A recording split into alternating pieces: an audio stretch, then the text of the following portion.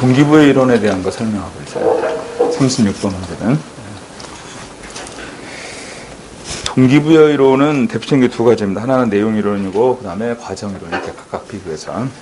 자, 36번 문제 보면, 공직, 봉사, 동기 이론에 대한 설명에서 옳지 않은 것은 이런 내용인데, 이거 페리가 주장하는 겁니다. 페리가 주장하는 이론이에요. 공직, 봉사, 동기 이론. 그러니까 공무원들은 동기부여가 중요한 것이 바로 이렇게 시민에 대해서 봉사한다는 이타심 같은 거 있잖아요. 이런 부분이 바로 동기부여의 요인이다. 이렇게 보는 시각입니다. 오케이? 이 내용이 여기서 지금 표현하고 있는 공직, 봉사, 동기 이론 이렇게 표현하는 내용이다. 그 말이죠.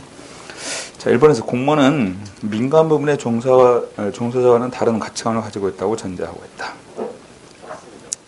두 번째, 경제적 보상이 민간 기업에 비해서 공공조직에서는 잘 작동되지 않을 것으로 가정한다. 그죠? 3번, 공무원에 대한 동기부여에 있어 내재적 요인보다는 외재적 요인이 더 강한 영향을 미칠 것이다. 내재적 요인이라는 것은 시민을 위해 봉사한다는 이타심, 이런 것들은 내재적 요인이라고 표현하는 것이죠. 그죠? 그 다음에 2번에 나와 있는 것처럼 경제적 보상, 이런 부분들은 외재적 요인이라고 표현할 수 있는 부분이에요. 아까 경제적 보상과 같은 경우는. 그런데 이 이론, 공직, 봉사, 동기 이론, 이 시각에서는 3번 내용은 반대로 표현된 거지. 외재적 요인보다는 내재적 요인이 더 강한 영향을 미친다. 이렇게 본다는 거야. 동기부여에 있어.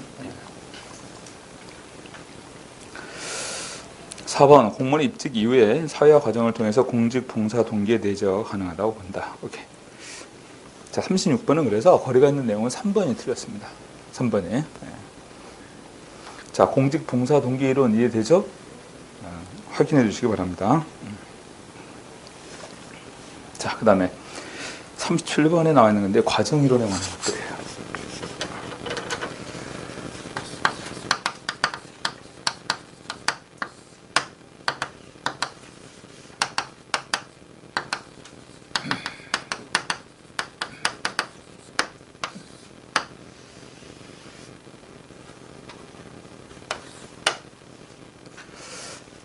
자, 과정 이론의 종류에 관한 겁니다. 학부형들은 자식들이 특목고 가는 걸 기대한다. 이런 표현이야. 요건 학은 뭐에 관한 겁니까? 학습이론에 관한 거죠. 형은? 형평성 이론에 관한 거예요. 학습이론을 다른 말로 뭐라고도 표현합니까? 학습이론, 강화이론 이렇게 표현하는 내용이지. 그치? 그 다음 이것은 직무 특성 이론. 오케이? 직무 특성 이론에 관한 거 있죠. 목은 목표 설정 이론. 그 다음에 기대 이론. 이렇게 표현해가지고 각각. 과정 이론의 종류에 관한 내용들입니다. 여기서. 자, 그렇다면 박스에서 과정 이론에 해당되는 것만을 모두 골라라. 이렇게 표현했는데, 자, 박스에 보니까 기억. 동기부여의 강도를 산정하는 기본 개념으로 유인가와 수단성, 기대감을 제시할 수 있다. 유인가, 수단성, 기대감을 제시한다. 이건 뭐에 관한 이론입니까?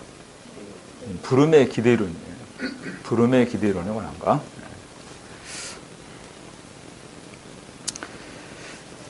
네, 직무가 조직화되는 방법에 따라 조직원의 노력 정도가 달라진다는 점에 차원에서 모든 직무를 5가지 핵심 직무 차원으로 구분했다. 직무 특성 이론, 헤크만하고 올뎀의 직무 특성 이론. 이 직무 특성 이론 가운데서 가장 중요한 변수는 자율성과 활력에 관한 것이다. 이렇게 표현합니다. 자율성과 활력에 관한 것.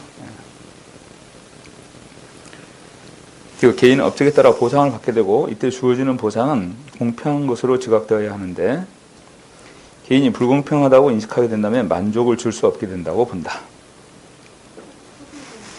형평성 이론에 관한 것이죠. 형평성 이론에 관한 겁니다. 개인 업적에 따라 보상을 받게 되고 이때 주어지는 보상은 공평한 것으로 지각되어야 하는데 개인이 불공평하다고 인식한다면 만족을 줄 수 없게 된다. 그 말은 불공평하다고 인식이 되면 그건 동기부여를 가져오지 못한다. 이런 얘기가 되죠. 그죠? 그래서 여러분들 한 팀에 팀원들이 있는데 성과평가해가지고 성과급 지급하죠? 성과평가해서 근데 성과 평가의 결과에 따라서 성과급을 지급한다. 이게 대표적인 형평성 이론의 근거를 둔 겁니다. 오케이? 요 내용이. 그다음 리얼 인간의 욕구를 존재, 관계, 성장의 3단계로 나누고 좌절 퇴행 접근법을 주장했다. 좌절 퇴행 접근법에 관한 것은 엘더퍼가 주장하는 거죠. 엘더퍼의 이열제론에 관한 것인데 이건 내용 이론에 해당됩니다. 이건 메슬로우 욕구 단계 이론을 비판하며 등장하는 것이에요. 그다음 인간은 미성숙에서 성숙의 상태로 발전하는 과정에서 성격 변화를 경험한다고 주장한다. 미성숙, 성숙 뭡니까? 아지리스가 주장하는 거죠. 이것도 내용 이론에 해당되는 겁니다. 이것도 아지리스의 미성숙, 성숙 이론도. 맥그리거 XY 이론은 어디에 들어갈까? 내용 이론에 포함이 되는 거죠. 맥그리거 XY 이론도. 자, 37번에서 과정 이론에 해당되는 것을 모두 골라라. 그런다면 기억, 니은, 디귿 이 세 가지가 돼야겠지? 기억, 니은, 디귿 이 세 가지가 돼야 된다. 내용 이론에 속하는 것들. 아니, 과정 이론에 해당되는 것들은 기억, 니은, 디귿. 리을하고 미음은 내용 이론에 해당되는 것들이죠. 그죠? 그다음 38번.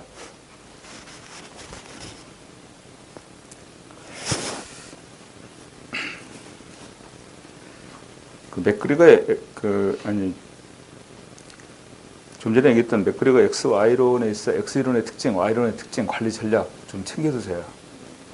그 내용들은. 자, 38번 봅시다. 메슬로 욕구 단계론의 설명에서 옳은 것은 1번 가장 낮은 안전의 욕구부터 시작해서 5가지 위계적 욕구 단계가 존재하고 있다.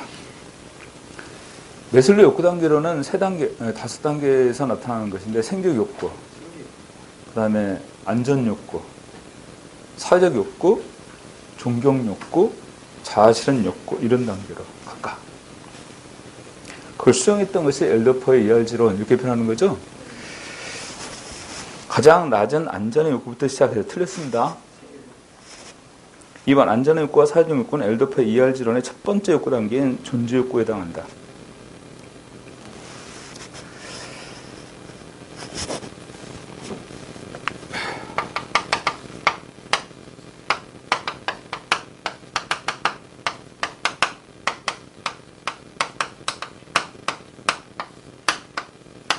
이 5단계가 메슬로 욕구 단계론에서 나오는 단계야, 각각.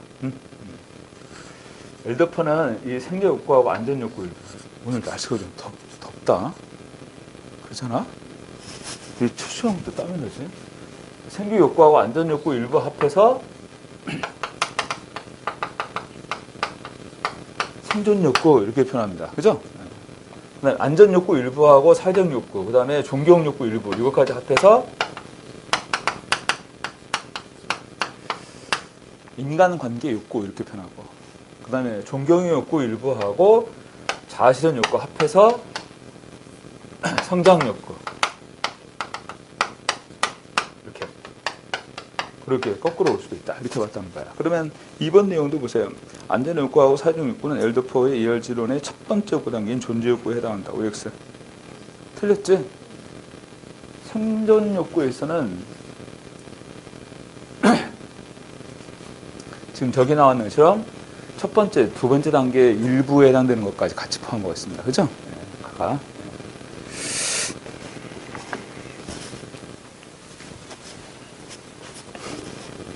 좀 표현을 살짝 바꿔서 여기는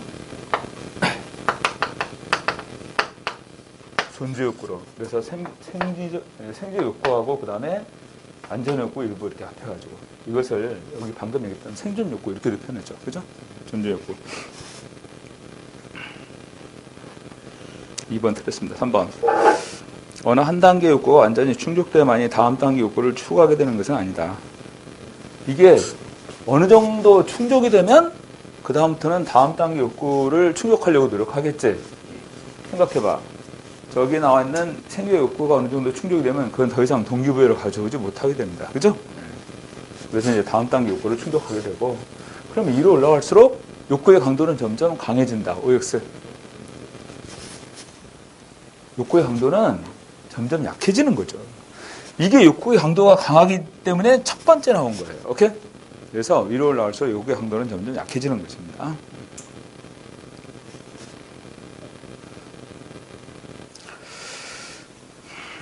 (4번) 사회적 욕구는 어떤 일을 행함으로써 느끼게 되는 자신감, 성취감 등을 의미하고 있다. 사회적 욕구라고 하는 것은 사회에서 인정받고 싶은 욕구를 나타내고 있어요. 그러니까 뭐 출세를 한다랄지, 어떤 소속감을 나타낸다랄지 이런 것들이 사회적 욕구에 해당되는 것이고, 어떤 일을 행함으로써 느끼게 되는 자신감, 성취감을 의미한다. 이것은 자아실현 욕구에 가깝습니다. 그죠? 자아실현 욕구에 가깝다. 자, 38번에서는 3번이 맞는 표냐? 3번이 어느 한 단계 욕구가 완전히 충족돼야만이 다음 단계 욕구를 추구하게 되는 것은 아니다. 어느 정도 이게 충족이 되면 그 다음 단계 욕구를 충족하려고 노력한다. 이런 얘기가 되는 거죠. 그죠? 그래서 38번에서는 3번이 맞는 표현입니다. 자, 39번.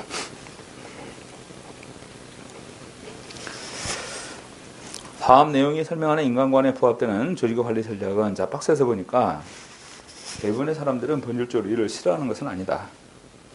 사람들에게 일이란 작업 조건만 제대로 정비된다면 놀이를 하거나 쉬는 것과 같이 극히 자연스러운 것이고, 인간이 물리적 사회적 환경에 도전하는 여러 방법 가운데 하나에 해당한다. 이렇게 보냈습니다. 이건 X이론의 특징이에요? Y론의 특징이에요? Y론의 특징입니다. 지금 여기 박스에 나와 있는 내용은 이 경우에 조직의 관리 전략에 관한 것들인데, 첫 번째, 업무 지시를 정확하게 하고 엄격한 상벌 원칙을 제시한다.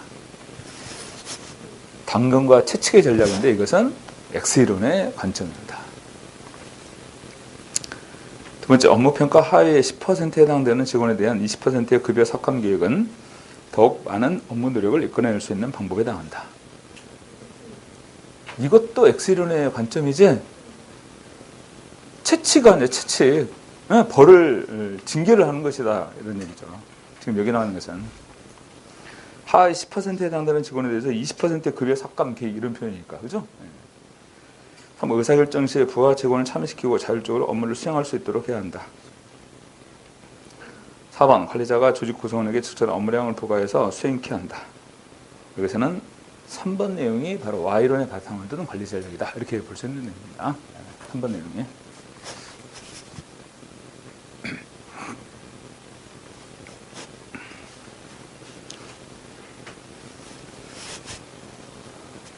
갈수록 더워지네.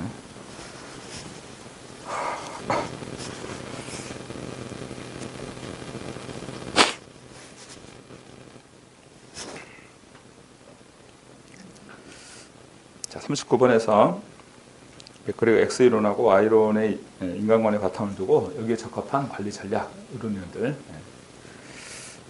39번 패턴은 자주 여기에서 나오는 그런 문제 유형 가운데 하나입니다. 좀 유의해 두세요. X이론은 성악설, Y론은 성선설을 전제로 하고 있다. 오케이? X이론은 성악설, Y론은 성선설을 전제로 한다. 이렇게 표현할 수 있습니다. 자, 40번 보면 그 최근에 출제되는 문제 보면 허즈버그 욕구 충족 요인 이원론, 이거 자주 나와요.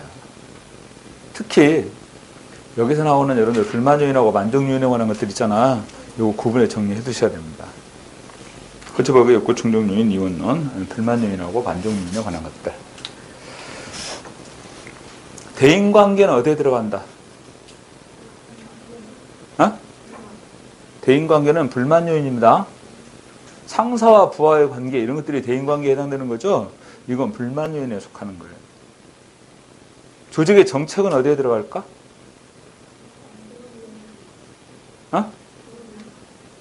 조직의 정책도 불만 요인입니다. 보수는 불만 요인이에요. 자, 이 세 개 기억해 두셔야 돼. 보수하고, 그 다음에 조직의 정책, 그 다음에 좀 전에 얘기했던 것처럼 대인관계, 이런 내용들. 그 다음에 이제 책임감, 성취감, 그 다음에 또 뭐 조직에 대한 안정감, 승진, 이런 부분들은 만족 요인에 속하는 것들이겠죠. 그치? 각각. 허즈버그 욕구 충족 요인 이원론의 설명으로서 가장 거리가 먼 거. 1번, 조직 구성원에게는 만족을 주는 요인하고 불만을 주는 요인은 상호 독립적으로 이루어진다. 그래서 욕구 충족 요인 이원론이에요. 아셨어요? 만족을 주는 요인하고 불만을 주는 요인은 상호 독립적이고 분리되어 있는 거야. 각각. 그러면 여기서 만족의 반대는 불만이 아니라 뭐야? 만족이 되지 못한 상태를 말한다. 이런 얘기죠. 이게 분리되어 있기 때문에. 두 번째, 동기 요인이 없을 경우에 구성원의 불만을 초래하지만 이것이 잘 갖춰졌다고 직무수행 동기를 유발하는 것은 아니다. OX. 동기 요인이 없을 경우에 구성원의 불만을 초래하지만 이것이 잘 갖춰졌다고 직무수행 동기를 유발하는 것은 아니다. 자, 2번 지문이 맞게 표현되려면 이런 식으로 표현해야 돼요. 위생 요인이 없을 경우에, 위생 요인이 없을 경우에는 구성원의 불만을 초래하죠.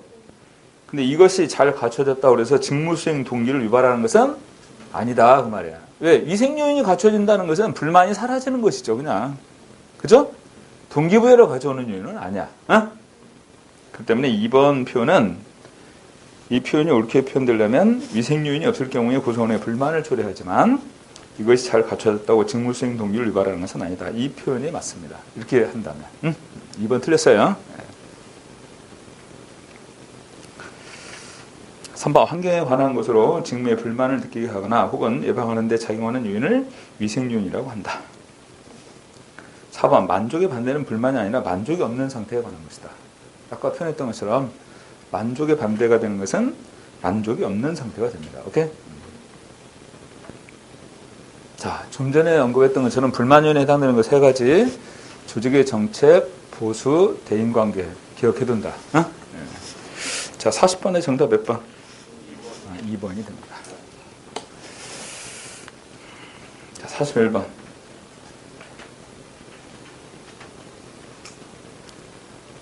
동기요인의 설명에서 가장 옳은 것은 이렇게 나왔는데요.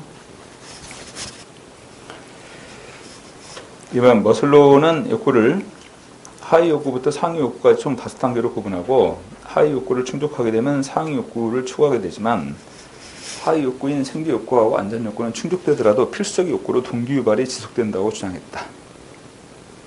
여러분들 이게 어느 정도 충족된다고 해서 계속적으로 동기 유발을 가져오는 겁니까? 이 위에 단계로 올라가게 되면 더 이상 이거 동기부여 요인이 될 수가 없어요. 아셨어요? 동기 유발을 가져오지 않는다는 거죠. 왜냐하면 이제 이 요인들이 동기 유발의 요인들이 되는 거니까, 그죠? 그래서 생기 욕구하고 안전 욕구는 충족되더라도 필수적인 욕구로서 동기 유발이 지속된다 이렇게 표현인데 이건 틀린 표현입니다. 오케이? 이 표현 틀린 거예요.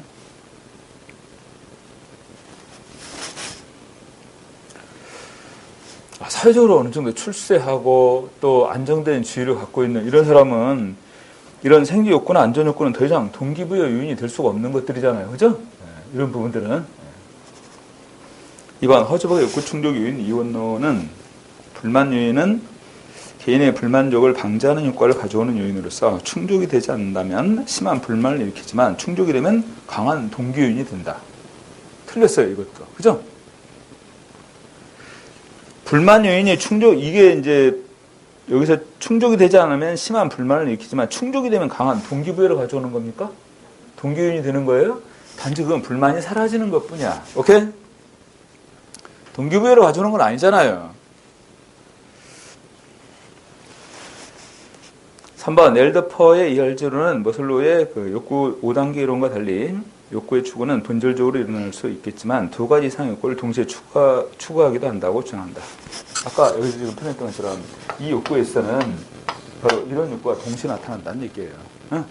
그 다음에 인간관계 욕구 이런 부분에서는 이런 욕구들이 동시에 나타나. 안전 욕구, 사회적 욕구, 존경 욕구 이렇게. 이 욕구는 존경 욕구 일부하고 자아실현 욕구 이런 것들이 같이 포함되고 두 가지 이상의 욕구를 동시에 추구하기도 한다 이렇게 주장한다는 거죠. 3번 맥클랜드는 성취동기론에서 공수조직이 개인의 행태에 미치는 영향 연구를 통해서 미성숙에서 성숙 상태로 발전한 성격 변화의 경험이 성취동기의 기본이 된다고 주장했다. 여러분들 아지리스가 주장하는 거죠. 미성숙 성숙이론. 오케이? 네, 아지리스가 주장하는 거야. 네.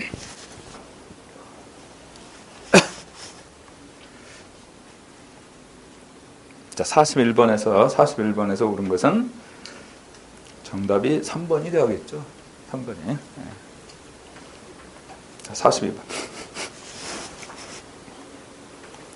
조직 구성원들의 동기 이론의 설명으로서 옳은 것을 모두 골라라. 자, 박스에서 ER제로는 엘더퍼는 욕구를 존재욕구, 관계욕구, 성장욕구로 구분한 후 상위욕구, 하위욕구 간의 좌절 퇴행 관계를 주장한다.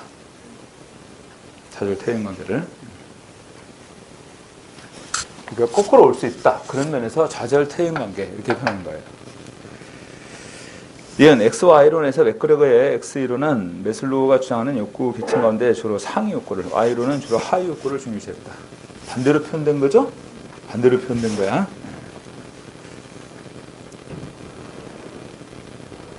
X이론은 하위 욕구를, Y론은 상위 욕구를 중요시했다. 이렇게.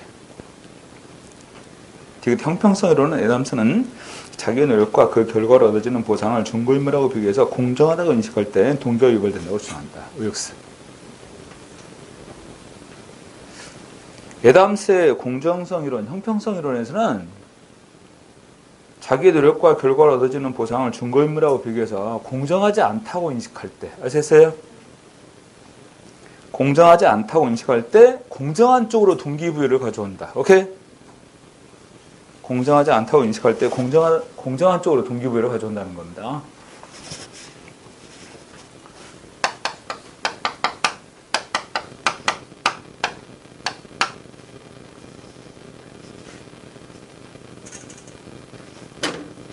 그래, 내가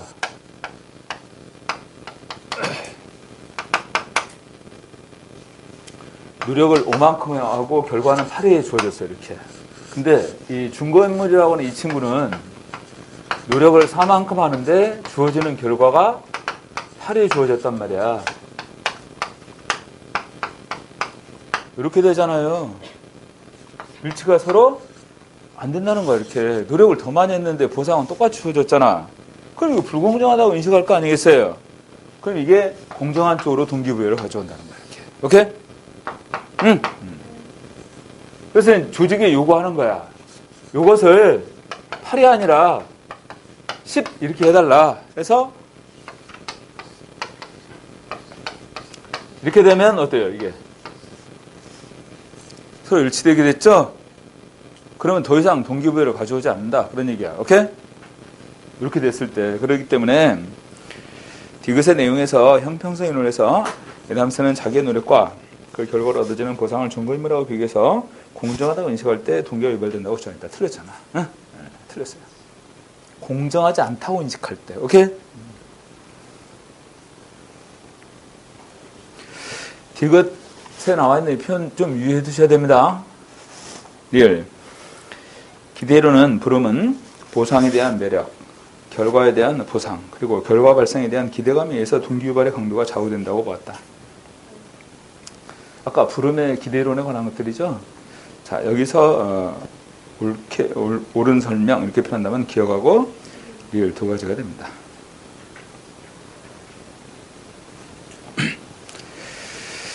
자, 43번. 동기부여 이론의 설명에서 옳지 않은 거. 1번 매슬로우는 상위 차원의 욕구가 충족되지 못하거나 좌절될 경우에 하위 욕구를 더욱더 충족시키고자 한다고 주장한다. 이건 엘더퍼가 주장하는 거죠. 그죠? 네, 엘더퍼가 주장하는 거예요. 이번 엘더퍼는 ER지론에서 매슬로우 욕구 5단계를 줄여서 생존 욕구, 대인관계 욕구, 성장 욕구 3단계로 제시한다. 허즈버그는 욕구 충족 요인 이원론에서 불만 요인을 제거한다고 해서 만족을 보장하는 것은 아니라고 주장했다. OX. 불만 요인을 제거한다고 해서 만족을 보장하는 것은 아니다. 그냥 불만이 사라지는 거예요. 아셨어요? 불만이 사라지는 겁니다. 3번. 애담스는 형평성 이론에서 자신의 노력과 결과로 얻어지는 보상과의 관계를 다른 사람의 것과 비교해서 상대적으로 느끼는 공평한 정도가 행동의 동기에 영향을 준다고 본다. 애담스의 형평성 이론. 43번에서 1번이 틀렸죠? 1번은 매슬로우의 욕구단계 이론이 아니고 엘더퍼의 이론이에요. 여기서 지금 표현하고 있는 것은.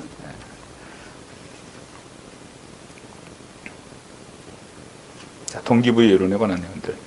특히 이 동기부여 이론에서 헷갈릴 수 있는 내용들은 허즈버그의 욕구 충족 요인 이원론하고 그 다음에 애담스의 공정성 이론에 관한 겁니다. 두 가지 헷갈릴 수 있는 내용이. 다음에 44번에 보면 거시적 조직 이론에 관한 것들.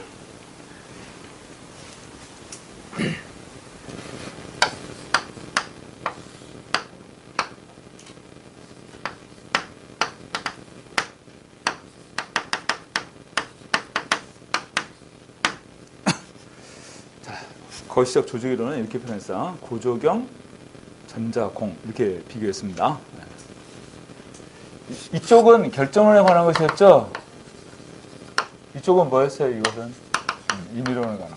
여러분들 임의론이라고 표현하는 것은 조직의 환경에 대한 독립변수, 종속변수. 여기는 조직의 환경에 대한 독립변수가 돼야지, 그치? 여기는 개별 조직을 얘기하는 거죠. 그 다음 이쪽은 조직군 설명하는 거야. 이렇게 구분했잖아. 이렇게. 응? 그렇다면 44번에서 거시적 조직 이론의 설명에서 옳지 않은 거. 1번 전략적 선택 이론은 임의론이다. 여러분들 구는 뭐야? 구는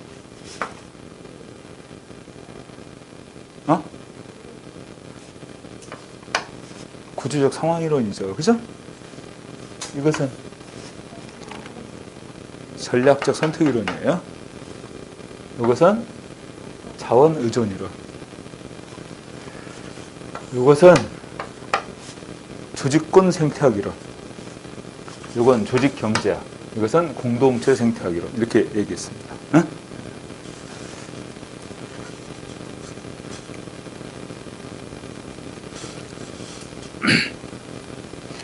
자, 44번에서 전략적 선택 이론은 임의론에 관한 것이다. 맞죠? 2번 조직군 생태론은 자연 선택론을 취하고 있다. 조직군 생태론 이렇게 표현하면 여기 들어가는 거야. 여기에. 그죠? 여기에 들어가는 겁니다. 근데 이 조직군 생태론은 자연 선택론을 취한다. 자연 선택론의 입장이라는 것은 결정론의 시각을 얘기하는 것이에요. 그다음 3번 조직군 생태론은 결정론적 입장입니다. 그다음 4번 전략적 선택 이론의 분석 단위는 조직군에 관한 것이다. 자, 지금 여기 표현하고 있는 것처럼 전략적 선택 이론에 관한 것, 개별 조직을 나타내 보는 거야. 네? 개별 조직.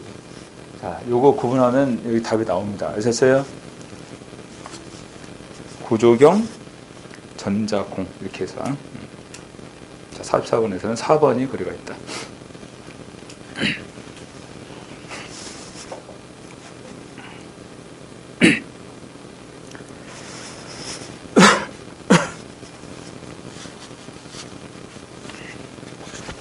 자, 45번. 상환론적 조직이론하고 자원 의존 이론에 대한 설명으로서 가장 옳지 않은 것은 상황론적 조직이론은 어디에 들어가는 거야? 여기서 상황론적 조직이론. 상황론적 조직이론은 구조적 상황론에 포함이 되는 거예요. 오케이? 구조적 상황론.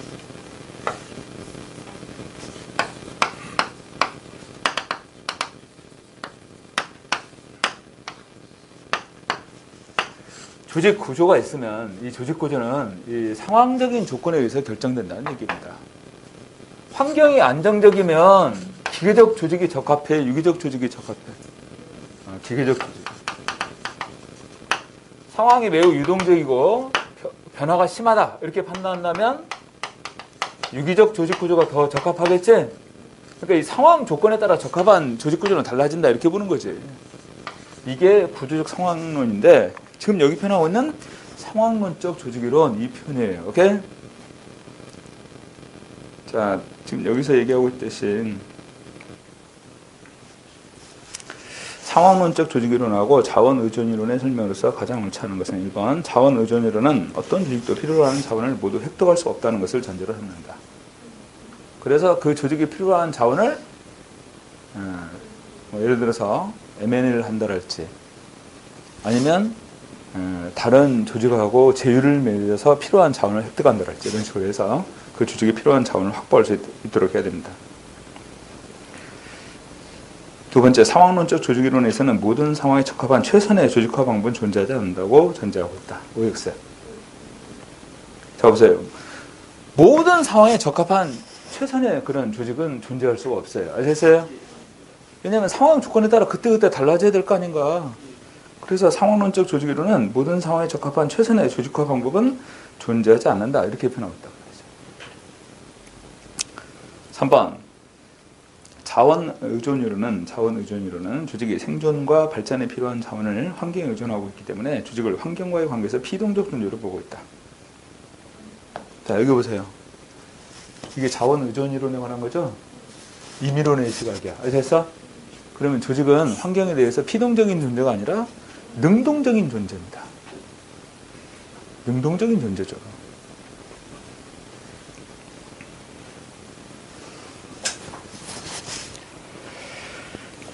(4번) 상황론적 조직이론은 효과적인 조직 설계와 관리 방법은 조직 환경에 달려있다고 주장한다.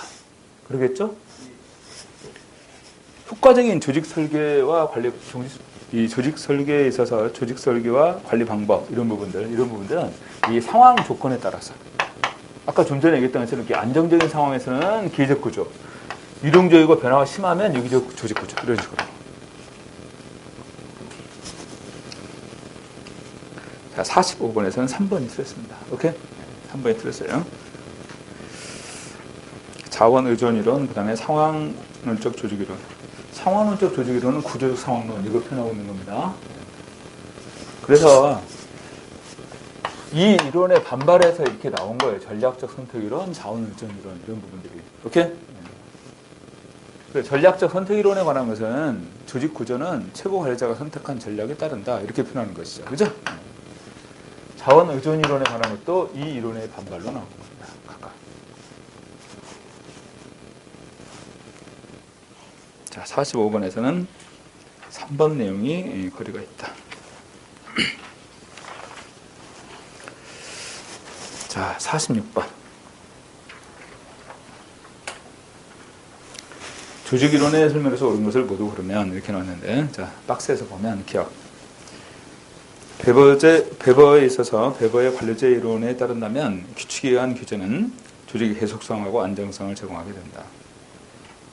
규칙에 의한 규제는 조직의 안정성과 계속성 이런 것들을 제공한다. 맞는 표현이죠? 네. 두 번째, 행정관리론에서는 효율적인 조직관리를 위한 원리들을 강조하고 있다. 효율적 조직관리를 위한 원리 어떤 게 있을까? 효율적 조직관리를 위한 원리.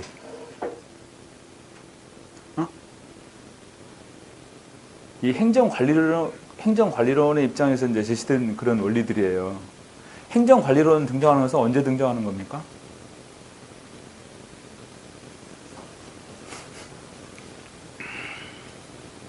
행정관리설 언제 나왔어요?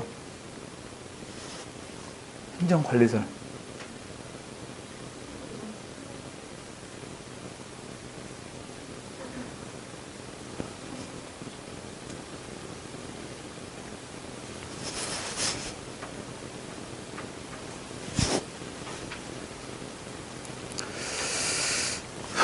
행정관리설 19세기 말에 등장하죠. 행정관리설. 그리고 그 행정관리설에 등장한 것이 바로 행정관리론이야. 행정관리설의 입장에서는 행정은 곧 관리다 이렇게 얘기했잖아요. 행정은 곧 관리고 그 효율적 관리를 위한 원리, 계층제 원리, 통솔범위의 원리, 명령통일의 원리, 분업의 원리, 조정의 원리 이런 거 나왔잖아. 그게 바로 19세기 말 행정관리론에서 조직 관리를 위한 원리로서 강조된 것들이에요. 오케이? 그럼 이걸 비판한 건 누굽니까? 이러한 조직 원리를 비판한 인물.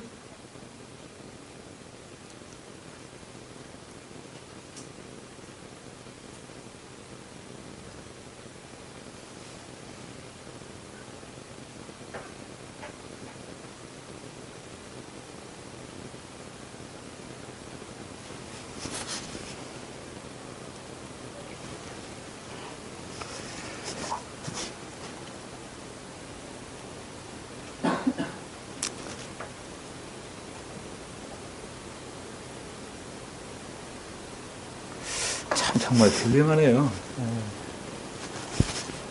그냥 나도 그냥 대충 넘어가고 싶어요. 그냥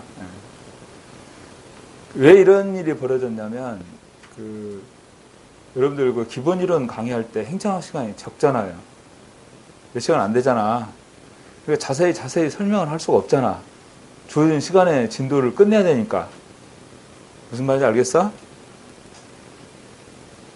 그래서 수업 끝날 때마다 겨우겨우 그 기본 이론 진도 마무리했죠.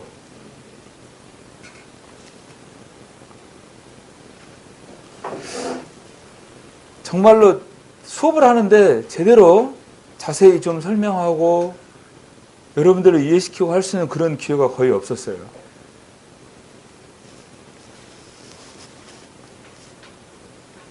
그래서 내가 1월 달에 그 심화단가라는 걸 한번 개설했어요. 왜냐하면 전체는 다 아니더라도 시험 보기 전에 좀 필요한 거 한번 자세히 좀 설명을 하고 공부를 정리를 하면 어떨까 해서. 근데 거의 여러분들은 공감을 못 하더라고, 보니까.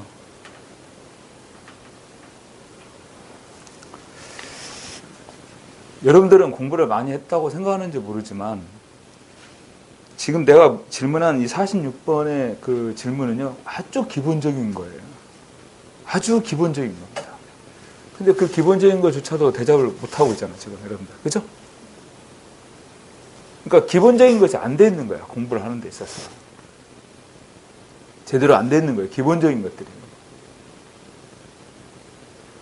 그럼 나는 질문할 게 아니라 그냥 문제 풀면서 그냥 대충 빨리빨리 물어볼 게 아니고 그냥 내가 설명하고 넘어가 버리면 될 텐데 물어봐도 대답들을 못하고 있으니 참 깝깝을 노리시죠.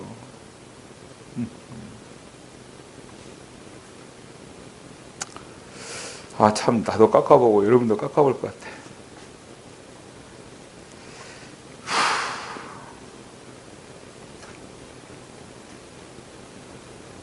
근데 충분히 이거 나올 수 있는 그런 내용들이거든요, 시험에서. 이러한 조직 원리를 비판했던 인물은 누구냐면, 내가 얘기를 하면 여러분들 기억이 날 거야. 사이먼이에요. 아셨어요? 사이먼은 논리 실증주의 바탕을 두고 행태의 규칙성을 도출하고자 했어. 그치? 그래서 이 사이먼의 행태로는 행정이론의 과학화에 많은 기여를 했다. 이렇게 표현했습니다. 그러면서 이러한 그 행정관리론의 입장의 조직 원리들은 전혀 과학적이지 못한 그런 이론들이다. 이렇게 비판을 한단 말이야. 디귿, 호손 실험을 통해 조직 내 비공 집단의 중요성이 부각됐다. 맞죠? 리을, 조직권 생태학 이론에서는 조직과 환경의 관계를 분석함에 있어 조직의 주도적이고 능동적인 선택과 행동을 강조하고 있는 것이다. 여러분들, 조직권 생태학 이론은 여기서 나오는 거죠? 임의론이 아니라 뭐예요? 결정론이에요. 결정론이기 때문에 지금 여기 표현하고 있는 처럼 조직의 주도적이고 능동적인 선택과 행동을 강조한다. 틀렸잖아. 조직에 있어 주도적이고 능동적인 선택과 행동을 강조하는 것은 결정론이 아니라 뭐다? 임의론의 관점에서 나오는 특징이죠. 그죠? 네. 그래서 46번에서 옳은 것으로 모두 고른 것 이렇게 표현한다면 기억, 니은, 디귿 이 내용들입니다. 그래서 기억, 니은, 디귿 이 내용들이다. 각각.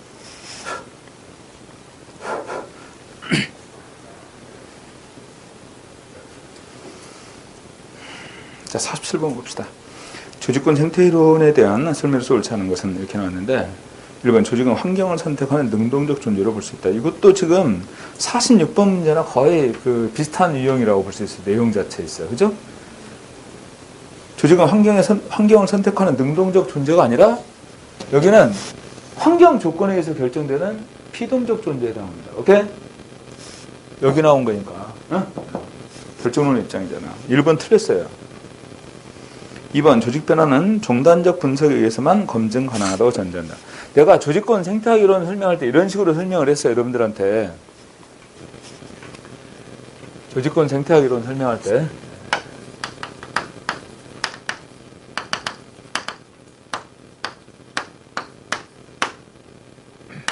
이 조직권은 생태적 조건에 의해서 결정되는 것인데 1960년대는 농촌의 인구가 도시로 많이 이렇게 이동을 했죠. 도시의 풍부한 노동력이 갖춰지니까 이걸 기반으로 해서 봉제 공장, 가발 공장, 신발 공장 이런 것들이 이제 형성이 돼가지고 제품 만들어 수출하고 이렇게 했습니다. 1970년대로 넘어오게 되면 중화학공업 육성정책을 시행했다 이런 얘기 있었지? 그래서 이것을 토대로 해가지고 이제 철강을 생산하게 되고 철강 생산이 이루어지게 되니까 자동차랄지 그 다음에 배 만드는 이런 공장들이 등장을 했다 그런 얘기예요. 그죠? 1980년대가 되니까 이제 미국에서 이제 PC 보급과 더불어서 반도체 산업도 이렇게 발달하게 됩니다. 오케이? 이거 설명했던 거 기억나세요? 근데 내가 이렇게 옆으로 이렇게 설명했잖아요. 여러분들 시대적 구분이라는 것은 1960년대, 1970년대, 1980년대 이런 식으로 설명을 해야 되니까 시대 순에 따라서 종적 분석이 되는 것이죠. 그죠? 옆으로 설명을 했지만 시대 구분이 되니까 종적 분석에 해당되는 거야. 여기서. 어? 여러분들 그 신제도론에 보면 역사적 신제도주의하고 사회학적 신제도주의 이렇게 나오지? 그럼 역사적 신제도주의 시각이라는 것은 시대 구분에 따라 설명을 하는 거야. 왜냐하면 자 우리나라하고 중국하고 일본하고 20세기 들어와서 나타난 역사적 사건이 어때요? 극명히 다르죠? 각각. 좀 다르단 말이에요. 이렇게. 응? 자 이러한 역사적 배경에 형성되는 제도가 어때요? 각각. 다르다 그 말이에요. 이렇게. 응? 제도 형성이. 역사적 신제도주의 종적 분석입니다. 오케이? 종적 분석이에요. 사회학적 신제도주의에서 제도는 뭘 의미한다? 문화를 얘기한다. 그러면 각 나라마다 문화의 차이가 있죠? 이건 횡단적 분석입니다. 횡단면적 또는 횡단적 분석. 사회학적 신제도주의. 역사적 신제도는 종단적 분석이고. 오케이?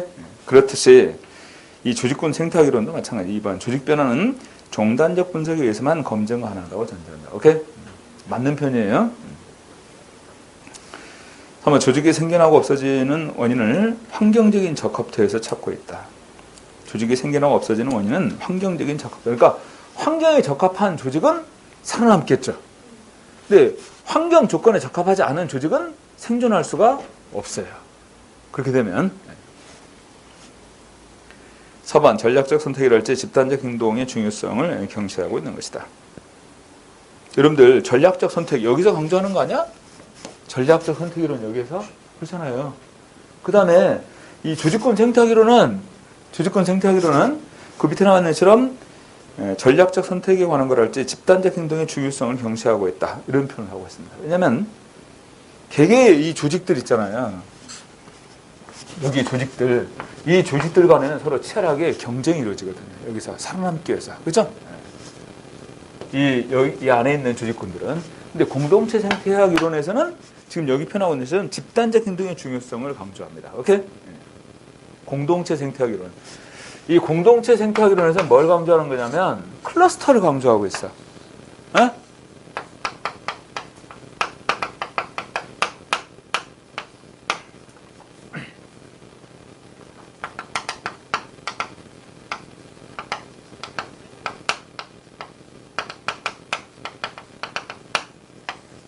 바로 산학연 협력 시스템 이런 거 강조한단 말이에요. 그래서 여기 반도체 연구소가 있어. 청주에 반도체 연구소. 그러면 이 반도체 연구소를 토대로 해가지고 기업들이 있습니다. 기업들이. 반도체와 연관된 기업들. 그 다음에 대학에서 이제 인력을 배출할 때도 이 부분의 인력들을 배출하겠지? 대학에서.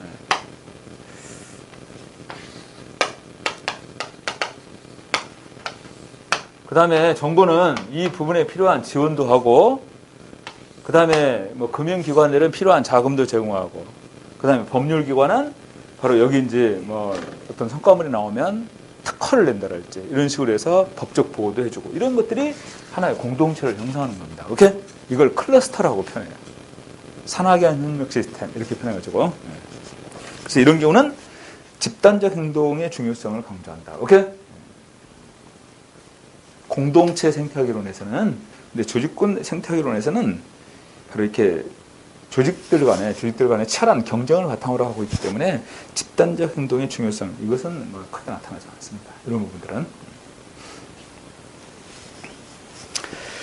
47번에서 거리가 있는 옳지 않은 것은 몇 번? 1번이 여기서는 틀렸어요. 생각보다도 47번은 좀 약간 까다로운 그런 문제예요. 저직권 선택 이론에 관한 거. 네. 자, 48번. 다음 상황과 관련있는 이론은 이렇게 나와 있습니다. 자, 박스에서 보니까 A 보험회사는 보험 가입 대상자의 건강 상태랄지 사고 확률에 대한 특수 정보를 가지고 있지 않다. 두 번째, A 보험회사는 질병 확률이나 사고 확률이 높은 B를 보험에 가입시켜서 회사의 보험 재정이 악화되었다. 그러니까 이 보험회사는 보험 가입 대상자의 건강 상태나 사고 확률에 대한 특수 정보가 없기 때문에 이 B를 보험회사의 보험에 가입시켰다는 얘기예요. 아셨어요? 그럼 여기서 보험회사는 주인이고 이 보험 가입자인 B는 대리인이 되겠죠? 근데 대리인에 대한 정보를 잘 알 수가 없다는 거예요. 이렇게. 응? 그러니까 이 사람은 이제 보험에 가입시켰는데 이 사람이 건강 상태가 워낙 안 좋으니까 보험료를 많이 지불하게 될 수밖에. 그죠? 가우스 이론은 혼돈 이론에 관한 부분입니다. 오케이? 혼돈 이론에 관한 거예요. 여러분들 앞에서 혼돈 이론 한번 정리했었던 거 기억나십니까?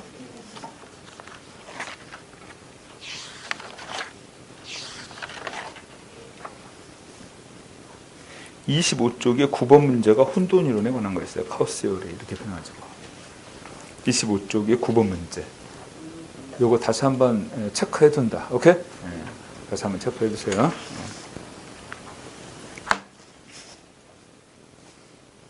자, 48번에 있어 정답은 대리인 이론에 관한 거야.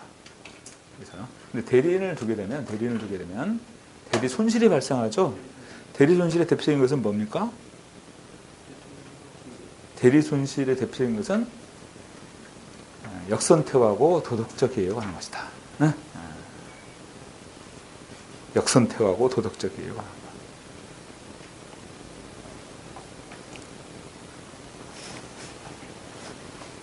자, 49번. 주인과 대리인 관계에서 나타나는 여러 문제를 다루기 위해서 제기된 대리인 이론에 대한 설명으로서 가장 거리가 먼 겁니다. 1번.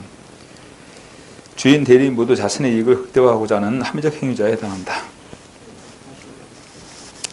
주인은 주인대로, 대리인은 대리인대로. 여러분들, 이 주인, 대리인 이론이 나오는 것은 여기서 나오는 거예요. 조직경제학 이론에서. 그죠? 거래비용 이론도 마찬가지죠. 여기 나오는 대표적인 것들이 거래비용 이론하고, 그 다음에 주인, 대리인 이론에 관한 것들이 여기 나오는 겁니다. 아까. 네?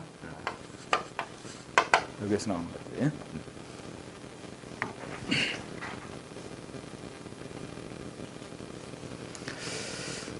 그래서 주인과 대리인 모두 자신의 이익을 극대화시키고자 하는 합리적 행위자다. 경제학적 관점이니까. 두 번째, 대리인의 선호가 주인의 선호와 일치하지 않을 수도 있다. 맞죠? 3번, 대리인에게 불리한 선택으로 인한 문제 해결에 초점을 두고 있다. OX. 여기서 불리한 선택이라는 것은 주인이 불리한 선택을 하는 거예요. 왜? 대리인에 대한 정보를 잘 알지 못하니까. 아셨어요? 아까 48번에서도 그거 했잖아. 보험회사가 주인이고 보험 가입자는 대리인이란 말이에요. 근데 대리인에 대한 정보를 잘 파악을 못하니까 잘못된 선택을 하게 된다. 이런 얘기야. 오케이?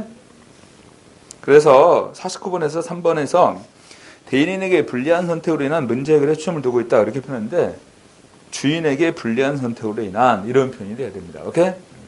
주인에게 불리한 선택으로 인한 문제 해결에 초점을 둔다. 4번, 주인과 대리인 간에는 정보의 비대칭성이 존재하고 있다. 맞죠? 주인, 대리인 간의 정보의 비대칭성.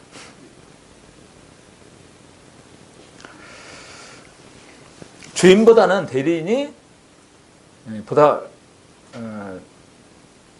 특정 업무에 대한 전문성이 더 높다. OX. 주인보다도 대리인이 특정 업무에 대한 전문성이 더 높다. 맞죠? 그렇기 때문에 주인은 모든 걸 다 하려고 하지 않고 각각의 업무에 맞는 전문성을 갖춘 사람들 이렇게 채용을 하게 되는 거예요. 아셨어요? 그리고 그들에게 업무를 맡기는 거지. 자, 49번에서 정답이 되는 것은 3번입니다. 자, 50번. 윌리엄슨의 거래비용 이론의 관점에서 계층제가 시장보다 더 효율적일 수 있는 근거로 옳지 않은 것. 계층제라는 것은 관료제 주식을 얘기하는 것이겠지. 그치? 여기서 계층제가 시장보다 효율적일 수 있는 근거로 옳지 않은 거. 1번. 계층제는 연속적인 의사결정을 용이하게 함으로써 인간의 제한된 합리성을 완화한다. 계층제는 연속적 의사결정이 이루어집니까? 맞죠? 각 계층 단계에 따라서. 오케이?